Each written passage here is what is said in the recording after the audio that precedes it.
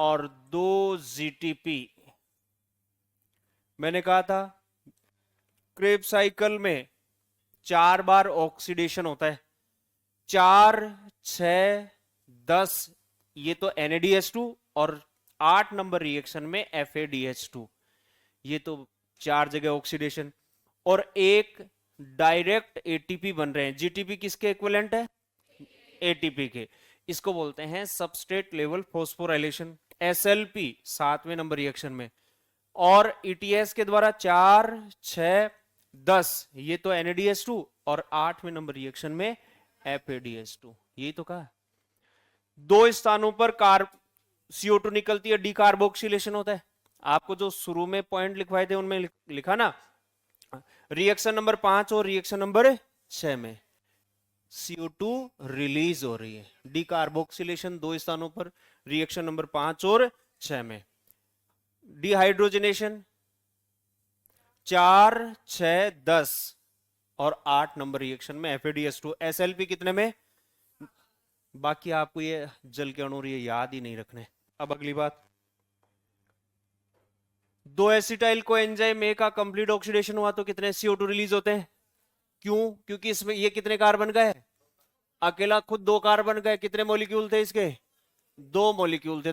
और ये reaction number 4, 6, 10 में तो क्या निकलता है? 4, 6 और 10 में NADH2 को निकलते हैं, NADH2। अब याद रख लेना इसको, NADH2 कहां कहां। अगर आप पूरा साइकिल याद भी नहीं रहा, ये फॉर्मूले से याद है, तो भी आप वो जो स्टेटमेंट में आएंगे ना कि कौन से स्टेप में कैसे कैसे, आप सोचे सीधा ही पूछेगा अच्छा इसका प्रथम सदस्य कौन है, कितने CO2 निकले, वो सवाल बंद हो गए। अब आप लोगों के लिए नहीं है ऐसा। यहां पर 4, 6, 10 में तो NADH2 कौन निकले? NADH2। रिएक्शन नंबर 8 में FADH2, ये तो 4 बार हो गया उसका ऑक्सीडेशन। क्यों हुआ ऑक्सीडेशन? हाइड्रोजन का निकलना ऑक्सीडेशन ही तो है। और रिएक्शन नंबर 7 में, रिएक्शन नंबर 7 में GTP, रिएक्शन नंबर 7 में GTP, ये लो साहब, जो किसके इक्विवेलेंट है? ATP के।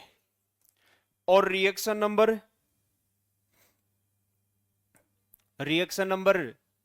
5 में CO2, 6 में भी CO2।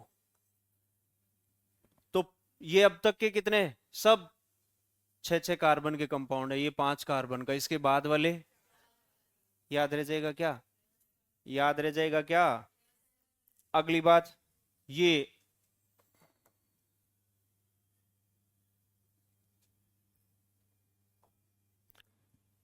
एसिटाइल को एंजाइम में ये कैसे बना था? पायरुविक एसिड से। किससे बना था? पायरुविक एसिड से। इसको नंबर दे दिया A। यहां पर क्या क्या? CO2 भी रिलीज होती है, यहां पर क्या क्या? NADH2 भी रिलीज होता है।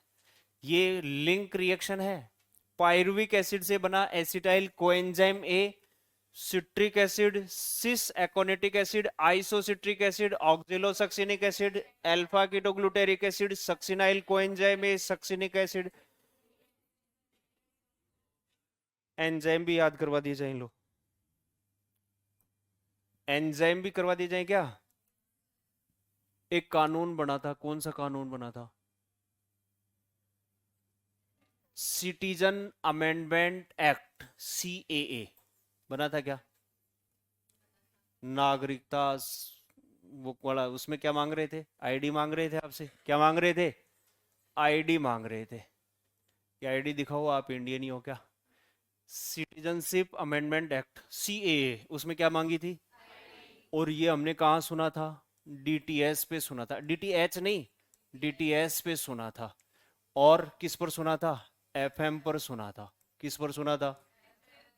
FM पर सुना था, DTS पर सुना था। क्या मांगी गई थी? आईडी। कौन से एक्ट में? अब देख लेना आप लोग।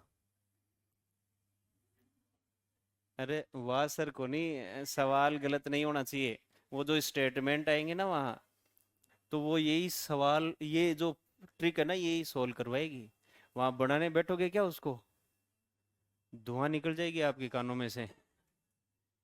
पायरुविक एसिड से एसिटाइल कोएंजाइम है, ये लिंक रिएक्शन है, इसको नंबर दिया अल्फाबेट वाला ए, और उसके बाद वाले सब काउंटिंग में है। एसिटाइल कोएंजाइम में से सिट्रिक एसिड, कौन सा enzyme? Citrate synthase, एकोनिटेज, एकोनिटेज, isocitrate dehydrogenase, ये लो हाइड्रोजन निकल गया, डी कार्बोक्सिलेज, CO2 निकल गई, ये डिहाइड्रोजिनेज फिर से कॉम्प्लेक्स है तो CO2 और NADH2 दोनों,